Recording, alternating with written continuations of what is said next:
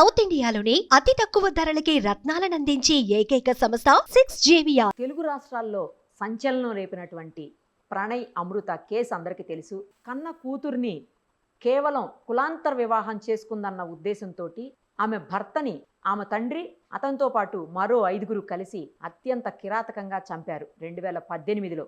అప్పటి నుంచి అనేక వాయిదాలు పడుతూ వస్తూ ఉంది ఆ కేసు. ఆ తర్వాత కొంతకాలానికి అమృత ఫాదర్ మారుతీరావు కూడా సూసైడ్ చేసుకున్నారు. ఆ కేసులో ఈరోజు తుది తీర్పుని కోర్టు వెల్లడించింది. అందులో ఒకరికి అంటే A2కి మరణశిక్ష, మిగతా A3 నుంచి A6 వరకు అందరికీ కూడా యావజ్జీవ ఖైదుని విధించింది. ఈ కేసులో ప్రస్తుతం మనతో వివరించేందుకు అందుబాటులో ఉన్నారు X IPS officer JD Lakshminarayana గారు. ఒక్కసారి ఆయనతో మాట్లాడదాం. ఎందుకంటే ఈ కేసులో ఎలాంటి సాక్ష్యాలను ఆధారాలుగా తీసుకొని కోర్టు శిక్ష వేసిందో అవన్నీ కూడా టెక్నికల్ ఎవిడెన్స్లు అన్నీ, వాటన్నిటి గురించి కూడా ఇప్పుడు మనకి JD గారు చెప్తారు. సార్ నమస్తే అండి. నమస్తే నిరుపమ్ గారు. సార్, అత్యంత కిరాతకంగా కన్న కూతురు చేసుకున్నటువంటి అబ్బాయిని అంటే అల్లుడినే చంపారు మారుతీరావు ఇంకొక 5 మందితో కలిసి. ఆ కేసులో 2018లో జరిగితే దాదాపు 5-6 ఏళ్ల తర్వాత ఈరోజు తుది తీర్పు వెల్లడించింది కోర్టు. ఒకరికేమో మరణశిక్ష, మిగతా వాళ్ళందరికీ కూడా యావజ్జీవ ఖైదుని విధించింది. చాలా సంచలనం రేపినటువంటి కేసు సార్ ఇది. మీకు కూడా ఆ కేసు గురించి అంత తెలియని వాళ్ళందరికీ అవేర్నెస్ ఉంది సార్. మీకైతే ఇంకా ఎక్కువ ఉంటుంది కాబట్టి ఒక IPS ఆఫీసర్గా కేవలం మర్డర్ చేసేటువంటి వీడియోని ఆధారంగా తీసుకుంది కోర్టు అని చెప్తా ఉన్నారు. ఆ సాక్షుల్ని ప్రభావితం చేసేందుకు కూడా మారుతీరావు మిగతా వాళ్ళు ప్రయత్నించారని, ఆ తర్వాత మారుతీరావు సూసైడ్ అటెంప్ట్ చేసుకున్నారు. సూసైడ్ చేసేసుకుని చనిపోయారు కూడా ఆయన.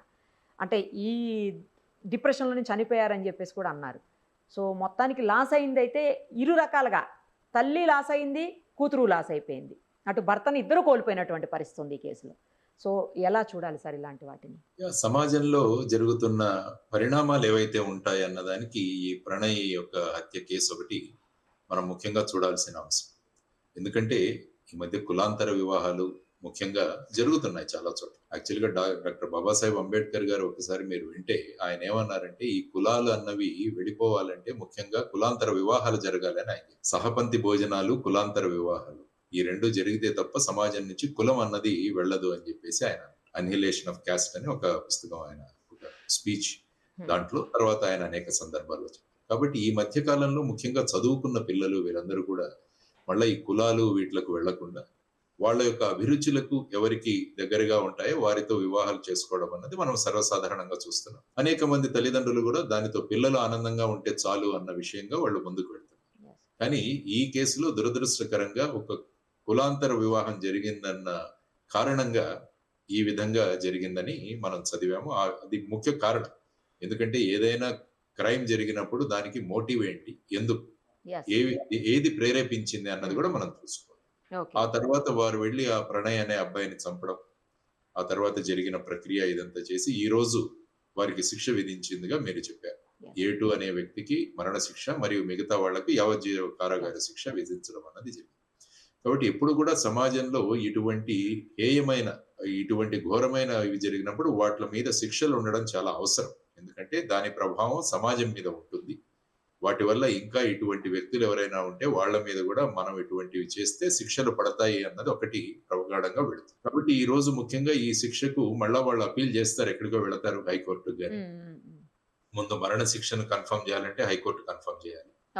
ఆ తర్వాత మళ్ళా వీరు దానికి హైకోర్టుకు వెళతారు. మళ్ళా ఆ తర్వాత ఏమవుతుందో మనకు తెలియదు. కానీ ఈ శిక్షలు ఏవైతే విధించడమో దానిలో మీరు ముఖ్యంగా ఎవిడెన్స్ గురించి మాట్లాడారు. ఐ థింక్ గతంలో మీరు మాట్లాడుతున్నప్పుడు కూడా ఒక వీడియో వాళ్ళు చేసి దాన్ని అది వచ్చింది, దాని మీదనే ఈ శిక్ష పడడం జరిగింది అని. యాక్చువల్ గా శిక్ష పడవచ్చా అని మీరు లాస్ట్ టైం అడిగారు నాకు. సో ఒక వీడియో ఆధారమైనా సరిపోతుంది. ఆధారం ఏ విధమైన ట్యాంపరింగ్ లేకుండా జరిగినట్టు గనక ప్రాసిక్యూషన్ ప్రూవ్ చేయగలిగితే దాని మీద నమ్మకం ఉంటుంది. ఎందుకంటే సాధారణంగా ఇటువంటి విషయాలు బహిర్గతంగా ఎక్కడ ఈ ప్లానింగ్ ఇవన్నీ కూడా ఎవరికి చెప్పరు. వెళ్ళి ఈ చర్య ఏదైతే ఉంటుందో దాన్ని అమలు చేస్తారు. అమలు చేస్తున్నప్పుడు ఈ విధంగా వీడియో చేయడం వల్ల అదేమవుతుందంటే అదొక కన్ఫెషన్ లాగా. That is called extra judicial confession అంటారు. అంటే వారు మేము చేస్తున్నట్టు ఒప్పుకోవడం ఆల్మోస్ట్. సో అది కూడా ఒక రకంగా ఎవిడెన్స్. ఆ తర్వాత ఆ శరీరం మీద ఉన్న గాయాలు, ఓకే. వాళ్ళ దగ్గర నుంచి రికవర్ చేసిన ఆయుధాలు, వాటి తర్వాత ఫోరెన్సిక్ అనాలిసిస్, తర్వాత పోస్ట్ మార్టం రిపోర్ట్స్, వీటన్నిటి ఆధారంగా యాక్చువల్‌గా జడ్జిమెంట్ చదివితే మనకు అందులో ఏ విధమైన సాక్ష్యాధారాలను పరిగణలోకి తీసుకొని కోర్టు ఈ విధమైన, ఎందుకంటే మరణశిక్ష అన్నది rarest of the rare rare. కేసెస్‌లో ఇవ్వాలన్నది మనం సుప్రీం కోర్ట్ అంటుంది ఎప్పుడు హ్మ్. కూడా. హ్మ్. అంటే సాధారణంగా చాలా చోట్ల ప్రాసిక్యూషన్ వాదిస్తూ ఉంటుంది. ఇది rarest of the rare case కాబట్టి దీనికి మరణశిక్ష విధించాలి అని. కానీ మరణశిక్ష అన్నది rarest of the rare case కాబట్టి ఈ case rarest of the rare అన్నది రేపు హైకోర్టు కన్విన్స్ అవ్వాలి. కాబట్టి మరణశిక్ష చాలా కేసుల్లో ఏముందంటే మరణశిక్షను యావజ్జీవ కారాగార శిక్ష కూడా మారుస్తుంటారు చాలా సందర్భాలు. ఓకే. అంటే high court rarest of the rare case కాదు. ఈ సరే. జడ్జిమెంట్ లో కూడా ఇప్పుడు ప్రస్తుతం జడ్జి గారు ఏదైతే తీర్పు ఇచ్చారో అందులో మరణశిక్ష విధించడానికి దీన్ని రేరెస్ట్ ఆఫ్ ది రేర్ కేసుగా పరిగణించడానికి కారణాలు ఏంటని వారు కూడా రాసుకొస్తారు జడ్జిమెంట్. ఓకే. అది పరిశీలించి హైకోర్టు వారు దానికి సమ్మతిస్తే ఇది కొనసాగుతుంది. లేకుంటే హైకోర్టులో దాన్ని మార్పు కూడా చేయవచ్చు. అంటే హైకోర్టు దాన్ని తగ్గించవచ్చు. లేకుంటే కింది కోర్టుతో సమ్మతించవచ్చు. ఓకే. ఇది ముఖ్యంగా మనం గమనించాల్సిన అంశం.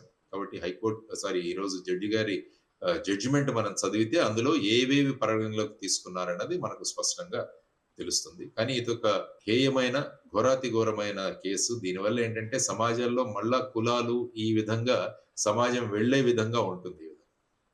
సో అటువంటి తత్వం ఉన్న వాళ్ళు ఎవరైతే ఉంటారో వారందరికీ కూడా ఈ జడ్జిమెంట్ అన్నది ఒక గుణపాఠం. ఈ విధంగా మనం సమాజంలో మనం మన పిల్లలు వీరు ఆనందంగా ఉండేటట్టు చూడాల్సిన అవసరం ఉంది గానీ, ఇటువంటి తత్వాలను ఉంచుకొని ఈ విధంగా చేయడం అన్నది అందరూ కూడా దీన్ని నిందించాల్సిన అవసరం ఉంది. ఆ విధంగా వాళ్ళు చేసిన చర్య, వాళ్ళు ఏ కారణంగా అసలు మనిషిని చంపడం అన్నది అత్యంత ఘోరమైన కరెక్ట్. తప్పది. దానిలో కూడా ఇటువంటి కారణాలు ఇవన్నీ కూడా ఏమవుతుందంటే, ఒక సమాజం నాగరికత పెరుగుతున్న కొద్దీ ఇంకా మనం వీటినే పట్టుకొని వేలాడుతున్నాం ఏంటన్నది కూడా, మనం అనాగరికత దిశగా వెళుతున్నామా అన్నది కూడా ఒక ఆలోచన ప్రజల్లో కలుగజేస్తుంది. ఈ సంఘటన ఏదైతే జరిగిందో దానికి విధించిన శిక్ష కరెక్ట్ గానే విధించారు. అందులో there is no doubt. Sir, కానీ ఇలాంటి శిక్ష విధించాలి, ఇంత పర్ఫెక్ట్‌గా పడాలి అంటే పోలీసులు చాలా పకడ్బందీగా, చాలా స్ట్రాంగ్ ఎవిడెన్స్‌లన్నీ కలెక్ట్ చేయాల్సిన అవసరం ఉంటుందేమో సార్. ఎందుకంటే పోలీసుల పాత్రే కీలకమేమో. వాళ్ళు చేసేదాన్ని బట్టే కదా కోర్టులో అడ్వకేట్స్ అయినా లేకపోతే పీపీలైనా వాదించగలిగేది. సాధారణంగా మర్డర్ కేసులు ఇన్వెస్టిగేషన్ చేయడం సులభంగా ఉంటుంది. ఆ! ఎందుకంటే ప్రతి ఒక్కరూ అక్కడ, ప్రతి క్రిమినల్ కూడా వాళ్ళ విజిటింగ్ కార్డును ఆ స్థలం మీద వదిలేసి వెళతారు అంటారు. ప్రతి ఒక్క నిందితుడు కూడా ఆ ప్రాంతంలో తన విజిటింగ్ కార్డు వదిలేసి వెళ్తాడు. అంటే రకరకాల ఆధారాలు అక్కడ దొరుకుతాయి. ఆధారాలు. కానీ ఇందులో మీరు చెబుతున్నట్టు వాళ్ళు చేస్తున్నప్పుడు వీడియో రికార్డ్ చేయడం అన్నది ఇంకా పెద్ద ఆధారం. యెస్. సో దాని మీద పోలీసులు తీసుకొని మిగతా సాక్షులను కూడా వారు పరిశీలించి ఫైనల్ గా కేసు. అందుకనే అంటున్నా, మనం జడ్జిమెంట్ చదివితే ఇందులో జడ్జి గారు ఏ ఆధారాలను తీసుకుని ఈ విధమైన ఫైనల్ ఒపీనియన్ కి వచ్చారన్నది కూడా మనకు తెలుస్తుంది. కానీ పోలీసులు చాలా కీలకంగా వ్యవహరించారు. చక్కగా చాలా చేయాలి. సార్ అదే. ఇది సమాజం మీద ప్రభావం చూపించే ఒక ఘోరమైన కేసు. దానివల్ల ఇటువంటి కేసుల్లో గనక ఈ అక్యూజ్డ్ అన్న వాళ్ళు నిర్దోషులుగా ప్రకటించబడితే ఏమవుతుందంటే సమాజంలో దాని ప్రభావం వేరుగా ఉంటుంది.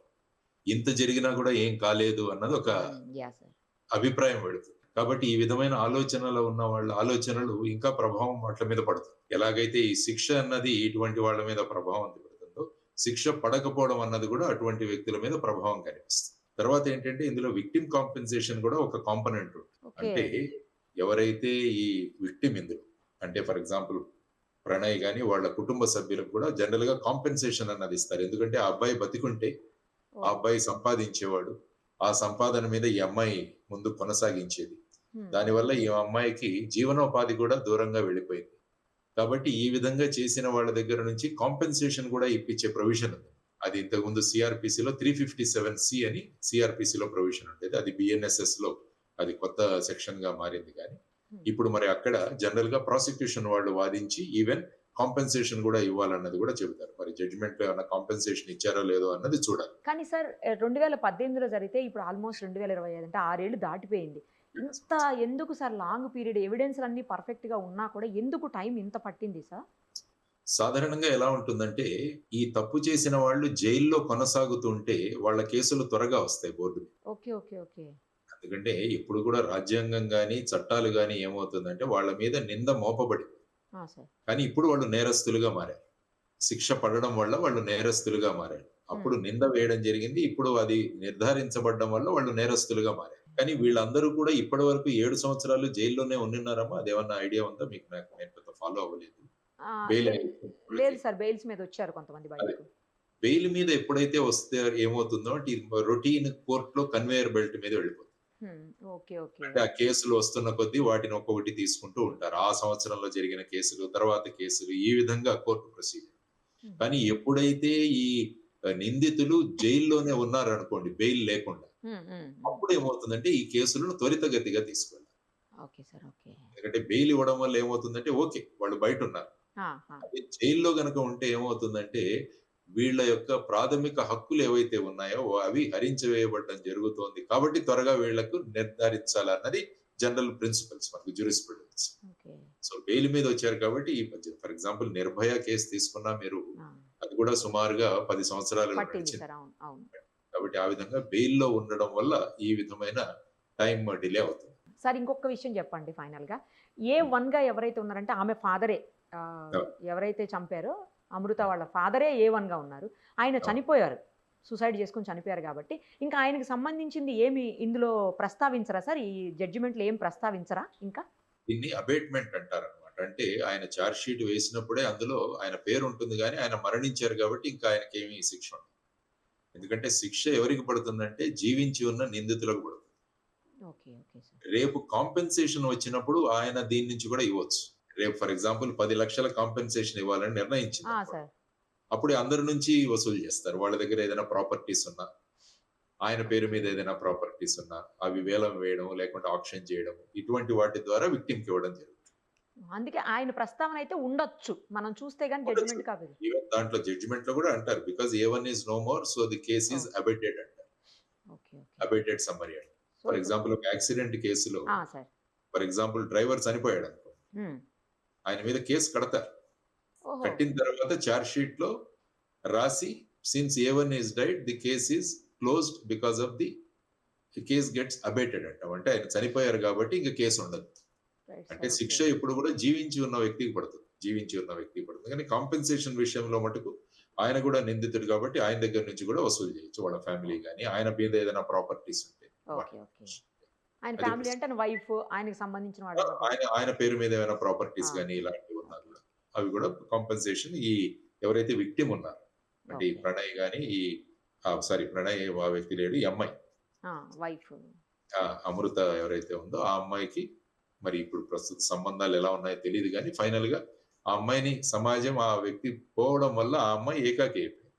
కాబట్టి ఆ అమ్మాయి మనుగడ ఎలా కొనసాగించాలి, జీవనోపాధి ఎలా ఉండాలన్నది కూడా కోర్టు చూస్తుంది. సేమ్ టైం వాళ్ళ పేరెంట్స్ కూడా సార్, ఆ ప్రణయ్ వాళ్ళ పేరెంట్స్ ఇష్యూలో కూడా వాళ్ళ పేరెంట్స్, ఎందుకంటే ప్రణయ్ వాళ్ళ పేరెంట్స్ కూడా విక్టిమ్ ఫ్యామిలీ, అమ్మాయి victim family, parents victim family. Actual గా ఫస్ట్ విక్టిమ్ ఎవరంటే ఈ అమ్మాయి వైఫ్ కాబట్టి పెళ్లి చేసుకుని వచ్చింది కాబట్టి ఆమె కంప్లీట్ జీవనోపాధి జీవనాధారం ఆ భర్త కాబట్టి ఆ అమ్మాయికి ఫస్ట్ ప్రిఫరెన్స్ ఆ అమ్మాయికి ఇవ్వడం జరుగుతుంది. తర్వాత ఒక బాబు కూడా ఉన్నాడు సార్, ఆ అబ్బాయి కూడా వస్తాడు కదా ఇందులోకి. వాళ్ళందరూ కూడా ఎవరైతే విక్టిమ్స్ పీడితులు ఎవరైతే ఉన్నారో వారి కుటుంబాలకి ఈ విక్టిమ్ కాంపెన్సేషన్ అన్నది ఒక ప్రక్రియ. Thank you sir, thank you so much.